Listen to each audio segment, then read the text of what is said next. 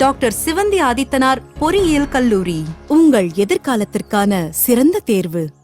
சபரிமலை கோவில் போலி நெய் விவகாரத்தில் தேவசம் போர்டின் லஞ்ச ஒழிப்புத்துறை விசாரணையில் பல்வேறு அதிர்ச்சிகர தகவல்கள் வெளியாகியிருக்கின்றன. கூடுதல் விவரங்களை எமது செய்தியாளர் பிரசாதிடம் கேட்கலாம். பிரசாத், லஞ்ச ஒழிப்புத்துறை தரப்புல என்ன சொல்லப்பட்டிருக்கு? முழு விவரங்களை பதிவு பண்ணுங்க. வணக்கம். சபரிமலையில் கடந்த மண்டல பூஜை மகர விளக்கு சீசன் போது 1.5 லட்சம் லிட்டருக்கு மேல் போலி நெய் விநியோகிக்கப்பட்ட சம்பவம் கேரளாவில் பரபரப்பை ஏற்படுத்திய நிலையில் இது தொடர்பாக திருவிதாங்கூர் தேவசம் போர்டினுடைய லஞ்ச ஒழிப்பு துறையும் அதே போன்று கேரள மாநில பால்வளத்துறையும் தனித்தனியே விசாரணை மேற்கொண்டு வருகிறது.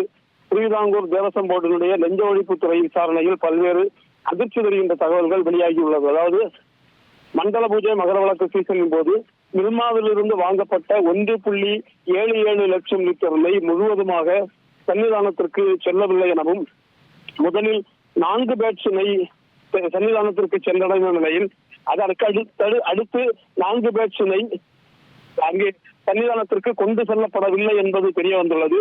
முதலில் அனுப்பப்பட்ட அந்த நெய்யினுடைய பம்பையில் நடைபெற்ற பரிசோதனையில் அது ஆவினுடைய தரமான நெய் எனவும் அதற்கு பிறகு பம்பையில் கூட மில்மாவிலிருந்து எடுத்து செல்லப்பட்ட நெய் பம்பையில் கூட செல்லவில்லை எனவும் தெரிய வந்துள்ளது. அது மட்டுமல்லாமல் மில்மா நிறுவனத்திலிருந்து எடுத்து செல்லப்பட்ட நெய் அங்கிருந்து சபரிமலைக்கு கொண்டு செல்லப்படாமல் மில்மாவிலிருந்து 510 ரூபாய்க்கு வாங்கப்பட்ட அந்த நெய்யை 720 ரூபாய்க்கு கள்ளச்சந்தையில் கொண்டு செல்கின்ற வழியிலிருந்து வேறு இடத்திற்கு கடத்தி செல்லப்பட்டு கள்ளச்சந்தையில் விற்கப்பட்டதாக தெரிய வந்துள்ளது.